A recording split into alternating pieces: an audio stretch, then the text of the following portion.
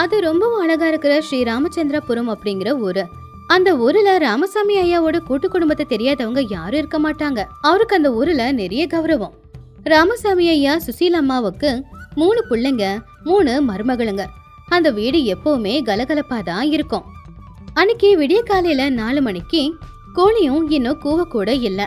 ஆனா சுசீலம்மா எப்பவும் போலவே அவங்களுடைய 3 மருமகளை எழுப்புறதுக்காக அவங்கவுங்க அறைக்குள்ள போனாங்க. அடியே பெரிய மருமகளே, வரலட்சுமி, கோழி கூற நேரமாச்சு, இன்னும் என்னடி தூங்கிக்கிட்டு இருக்க? எழுந்துச்சு வாசப்பெருக்கி கோலம் போடு. ஊர்ல எல்லாரும் எழுந்துச்சிட்டாங்க, என் வீட்டு மருமகளுங்க மட்டும் இன்னும் தூங்கிக்கிட்டே இருக்காங்க. அப்ப வரலட்சுமி கண்ணு திறந்து பார்த்து, அத்தை, இப்பதான் கனவுல நீங்க வாசல் பெருக்க, நான் பின்னாடி வந்து தண்ணியை தெளிக்க வேலை வேகமா முடிஞ்சுக்கிட்டு இருந்துச்சு. இன்னும் கொஞ்ச நேரம் விட்டீங்கன்னா நான் நல்ல கோலத்தையும் போட்டு அப்படியே வாசக்காலுக்கு மஞ்சளும் தேய்ச்சிடுவேன். நீங்க என்ன எழுப்பாதீங்க. இந்த கனவுல வேலை பாக்குறதெல்லாம் வேணாம், எழுந்திருச்சு நெஜத்துல வேலையை பாரு. எழுந்திரி. இந்த 2வது மருமக கனகா எங்க போயிட்டா? அப்ப 2வது மருமக கனகா சமையல் அறையில இருந்து, நான் இங்கதான் அத்தை இருக்கேன். நேத்து மிஞ்சி போன சாப்பாட்டுல தண்ணி ஊத்தி வச்சிருந்தேனா, அதை கரைச்சு குடிச்சா உடம்புக்கு நல்லது இல்லையா? அதான் அதுக்கு தொட்டுக்க ஊறுகாய் எங்க இருக்குன்னு ஊறுகாய் சாடியே தேடிக்கிட்டு இருக்க. என்னம்மா நீ காலையில எழுந்திரிச்சதுல இருந்து ராத்திரி தூங்குற வரைக்கும் சாப்பிடுறத பத்தி தான் யோசிச்சுக்கிட்டு இருப்பியா? வேற எந்த யோசனையும் இருக்காதா? சரி, 3வது மருமக சத்யா எங்க? சத்யா கண்ணாடி முன்னாடி நின்னு, இதோ இங்கதான் அத்தை இருக்கேன். இன்னைக்கு வாசல்ல கோலம் போடணுமா? அதான் இன்னைக்கு கட்ட போற புடவையோட கலர்லயே வெளியில கோலம் போடலான்னு பாத்துக்கிட்டு இருக்கேன். வாசல்ல கோலம் அழகா இருக்கணும்ல. அப்போ ராமகிருஷ்ணா வெளியில திண்ணையில உக்காந்துக்கிட்டு பல்ல தேய்ச்சிக்கிட்டு, அப்பா பாத்தீங்களா, வீட்டில் பொம்பளைங்க காலையில் கோழி கவுறதுக்கு முன்னாடியே பஞ்சாயத்தை தொடங்கிட்டாங்க. ராமகிருஷ்ணா, ஒரு வீட்டுக்கு அதுதாண்டா அழகு. பொம்பளைங்க ஒருத்தரை மாற்றி ஒருத்தர் பேசிக்கிட்டே இருக்கணும். அப்பதான் வீடு கலகலன்னு இருக்கும், இல்லைன்னா அமைதியாக இருக்கும். வரலட்சுமி, தூங்குனது எல்லாம் போதும், சீக்கிரமா போய் கிணத்துல இருந்து தண்ணி இறைச்சி கொண்டு வா. ஆம்பளைங்க எல்லாரும் எழுந்திருச்சு குளிக்கிற நேரம் ஆயிடுச்சுல்ல. அத்தை, நான் கிணத்தடியில போய் தண்ணி இறைச்சனா எனக்கு மயக்கம் வர மாதிரியே இருக்கும். அது மட்டும் இல்ல, நேத்து கிணத்துக்குள்ள இருந்து ஏதோ சத்தம் கேட்டு நான் ரொம்ப பயந்து போயிட்டேன். கனகாவை போய் தண்ணி எடுக்க சொல்லுங்க, அவ என்னை விட பலசாலி இல்ல. அட நீ வேற ஏன்க்கா, நானே பசி தாங்க முடியாம இருக்கேன். நான் சமைக்கிறதா இல்ல கிணத்துல போய் தண்ணி இறைக்கிறதா? சாப்பிடாம கொள்ளாம தண்ணி இறைக்க போனா நானும் மயக்கம் போட்டு விழுந்துருவேன். அத்தை, நான் போய் தண்ணி இறைக்கிறேன். ஆனா என்ன, இப்பதான் மேக்கப் போட்டேன். அந்த கிணத்து தண்ணி பட்டு என் மேக்கப் எல்லாம் போயிடுமோன்னு பயமா இருக்கு. இருந்தாலும் அழகு விட வேலை முக்கியம்னு நீங்க தானே சொல்லிருக்கீங்க. ஏண்டி, கிணத்தடியில தண்ணி எடுக்க கூட மேக்கப் போட்டுக்கிட்டு போவியா? நீயும் மேக்கப் பைத்தியமோ? வரலட்சுமி, எழுந்திருக்கிறியா இல்லையா? இல்லனா உனக்கு 3 வேளை சாப்பாடு கிடையாது. வரலட்சுமி உடனே எழுந்திருச்சு, சரிங்க அத்தை, நீங்க சொன்ன வேலையை செய்யலன்னா எனக்கு சோறு இல்லைன்னு நல்லாவே தெரியும். இந்த கனகாவுக்கும் இந்த சத்யாவுக்கும் நடுவுல எப்பவுமே பலியாவது நான் தானே. 3 மருமகளும் சமையலறைக்கு போனாங்க. மாமியாரான சுசீலம்மா வெளியில திண்ணையில உக்காந்துக்கிட்டு வரவங்க போறவங்கள வேடிக்கை பார்த்துக்கிட்டு இருந்தாங்க. என்ன கனகா, இன்னைக்கு என்ன சமைக்க போற? அத்தை எப்பவும் போலவே கத்திரிக்காய் குழம்பு செய்ய சொன்னாங்களே, உன் புத்திசாலித்தனத்தை பயன்படுத்தி ஏதாவது நல்லா செஞ்சு கொடு. ஆமாக்கா, கத்திரிக்காய் கம்மியா தான் இருக்கு. அதான் 4 முருங்கைக்காய், கொஞ்சம் பூசணிக்காய், கொஞ்சம் உருளைக்கிழங்கு எல்லாத்தையும் சேர்த்து செய்யலான்னு இருக்கேன். அப்பதானே காய் அதிகமா இருக்கும். எல்லாம் சேர்த்து செஞ்சாதான் நல்லாவும் இருக்கும். சீச்சி, அப்படி எல்லாத்தையும் ஒன்னா சேர்ந்து செஞ்சா நல்லாவா இருக்கும்? இப்ப கத்திரிக்காய் குழம்புனா கத்திரிக்காய் தான் அந்த குழம்புல இருக்கணும். அப்பதான் கத்திரிக்காவோட டேஸ்ட் தெரிய வரும். நீ வேற கம்முனு, வீட்டுல இருக்கிறது 30 பேர். நீ சொல்ற மாதிரி சமைச்சா யாருக்கும் பத்தாது. கனகா, நீ சீக்கிரமா சமையல் பண்ணு, நான் இங்க சாப்பாடு பண்றேன். அப்பதான் அங்க வந்த பீமா இப்படி சொன்னான். என்ன கனகா, நல்லா வாசம் வருதே, சுட சுட வடை சுடுறியோன்னு பார்த்தேன். அட நீங்க வேற சும்மா இருங்க. அக்கா இப்பதான் அரிசியே கழுவிக்கிட்டு இருக்காங்க சாப்பாடு வடிக்க. அதுக்குள்ள வடை வேணுமா? வடை, பழைய சோறோட வெங்காயம் வச்சு கொடுக்கட்டா, சாப்பிட்றீங்களா? எனக்கு என்னமோ தோணுது, இன்னைக்கு சூரம்மா அத்தை வராங்கல்ல, அவங்களுக்காக அம்மா வடை சுடுவாங்க. எனக்கு ஒரு 10 வடையை எடுத்து வச்சிடு. டேய் தம்பி, இன்னும் சமையல் வேலையே ஆரம்பிக்கல, அதுக்குள்ள எடுத்து வச்சிடுன்னு சொல்ற. சரி வா, அப்பா நம்மள தோட்டத்துக்கு வர சொன்னாரு. ஆமா ஆமா, நீங்க 2 பேரும் போங்க. பொம்பளைங்களோட உலகத்துல ஆம்பளைங்க வர பாக்காதீங்க. அக்கா, இந்த ஊறுகாய் பாட்டில ஏன் திறக்கவே முடியல? என் கையே செவந்து போச்சு. அடியே சத்தியவதி, அந்த மூடிய பொறுமையா திறக்கணும். உன்னோட பலத்தை முழுசா பயன்படுத்தாத. உனக்கு மேக்கப் போடுறத விட்டா வேற எந்த வேலையும் உருப்படியா தெரியாது. அக்கா, இதோ பாத்தீங்களா, இந்த வெள்ளத்தை அத்தை ஒளிச்சு வச்சிருந்தாங்க. இத போட்டு பாயசம் பண்ணா இவ்வளவு நல்லா இருக்கும். எனக்கு இப்பவே பாயசம் சாப்பிடணும் போல இருக்கு. அப்போ சுசீலம்மா வெளியில இருந்து, அம்மாடி மருமகளுங்களா, அந்த வெள்ளத்தை எடுத்து ஏதாவது பண்ணீங்கன்னா கையை கதை உடைச்சிருவேன். அது அடுத்த மாசம் பண்டிகைக்காக எடுத்து வச்சுது. இன்னைக்கு என்னத்தை செய்ய சொன்னனோ அதை செஞ்சுட்டு சீக்கிரமா எல்லாரும் வெளியில வாங்க. பாத்தியா கனகா, அத்தை வெளியில இருக்காங்கன்னு நினைக்காத. அவங்க நமக்கு நடுவுல தான் உட்காந்துக்கிட்டு இருக்காங்க. போ, அந்த வெள்ளத்தை எடுத்து வை. அன்னைக்கு சாயந்தர நேரம் ஆச்சு. ராமசாமி ஐயாவோட தங்கச்சியும் அவங்க வீட்டுக்காரரும் அவங்களுடைய வீட்டுக்கு மாட்டு வண்டியில வந்தாங்க. வீடு இப்போ ரொம்ப கலகலப்பா இருந்துச்சு.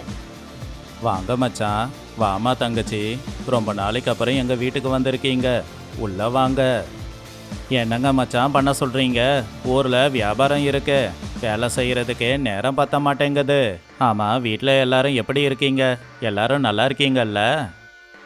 எல்லாரும் நல்லாதாங்க இருக்கோம். இதோ என் 3 மருமகளுங்க, வரலட்சுமி, கனகா, சத்தியவதி. வாங்க, வந்து அவருக்கு வணக்கம் வைங்க. 3 பேரும் கையெடுத்து குனிஞ்சி வணக்கம் வச்சாங்க. சத்தியவதி மட்டும் அப்படி குனிஞ்சு வணக்கம் வைக்கும்போது புடவை முந்தான கீழே விழாத மாதிரி பார்த்துக்கிட்டான். அண்ணி, உங்க மருமகளுங்க 3 பேரும் நல்ல நிலா மாதிரி இருக்காங்க. முதல்ல அந்த பொண்ணு சத்தியவதி. புடவை அழகா இருக்கே, எங்கம்மா வாங்கின?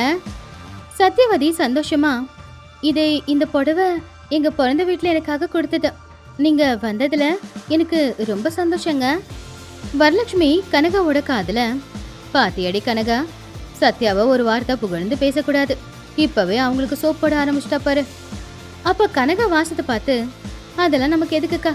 அவங்க பாரு, அவங்க ஏதோ கூடையில கொண்டு வந்திருக்காங்க, ஏதோ இனிப்பு பலகாரம் போல. அதை சாப்பிட்டா நல்லா இருக்கும் போல.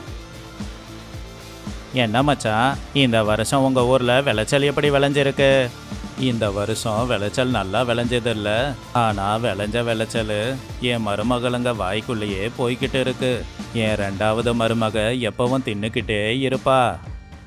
அப்பா, கஷ்டப்பட்டு வேலை செய்கிறவங்களுக்கு பசிக்க தானே செய்யும். மாமா, எங்கள் கனகா சமைச்சா நாள் முழுக்க சாப்பிட்டுக்கிட்டே இருக்கலாம். சரி சரி, என்ன 3 பேருமே இங்க நின்னுக்கிட்டு வேடிக்கை பார்த்துக்கிட்டு இருக்கீங்க? வீட்டுக்கு விருந்தாளிங்க வந்திருக்காங்கல்ல, விருந்துக்கு ஏற்பாடு பண்ணுங்க. சீக்கிரமா போய் வடை பாயசம் எல்லாம் செய்யுங்க. சமையல் அறையில வடை செய்யற வேலை தொடங்குச்சு.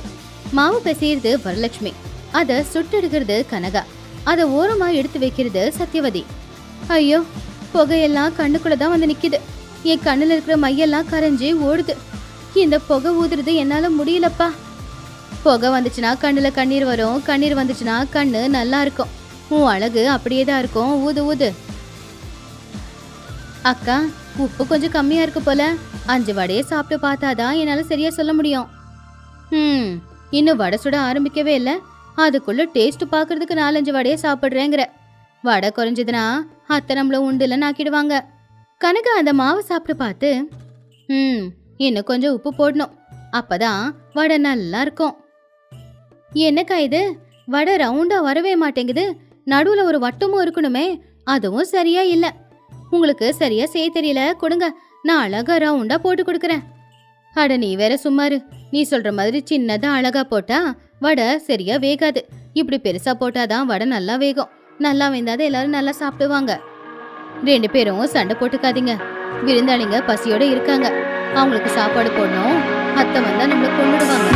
சமையல் அறையில வடை பொரிச்சுட்டு இருக்கும்போது வெளியில நல்ல மழை வந்துச்சு. உடனே வீணை எழுந்துச்சு சமையல் அறைக்குள்ள போனா. கனகா, வடை தயாரா இருக்கா? ஒரு 5 வடையை கூட சாப்பிட்டு பார்க்குறேன். அத்தை கேட்டாங்கன்னா சுவை எப்படி இருக்குன்னு பார்த்தேன்னு சொல்லிடு. ஆனா சுசீலம்மா வெளியில இருந்து, டேய் பீமா, வெளியில வா, சமையல் அறையில உனக்கு என்ன வேலை? விருந்தாளிங்க வந்திருக்காங்க, முதல்ல அவங்க சாப்பிட்டுட்டோம், அப்புறமா நீ சாப்பிட்டா போதும். அப்போ உள்ள இருக்கிற பீமை, எங்கள் அம்மாவுக்கு காது எவ்வளோ நல்லா வேலை செய்யுது. விருந்தாளுங்க சாப்பிட்டு முடிச்சதுக்கு அப்புறமா படுத்து தூங்கிட்டாங்க. எல்லாரும் தூங்கினதுக்கு அப்புறமா 3 மருமகளும் பேச ஆரம்பிச்சாங்க. ஏண்டி சத்தியவதி, வந்தவங்க உனக்கு மட்டும் ஏண்டி வெள்ளி குடிசை கொடுத்தாங்க, எங்களுக்கு எதுவுமே கொடுக்கவே இல்லை. நீ ஏதாவது மந்திரம் போட்டு விட்டியா? அதே அழகை பார்த்து அவங்க கொடுத்தது. வேணும்னா நாளைக்குல இருந்து என்ன மாதிரி நீங்களும் அலங்காரம் பண்ணிக்கோங்க. வெறும் திறமை இருந்தா போதுமா? பார்க்க கொஞ்சம் அழகா இருக்க கூடாதா? அதெல்லாம்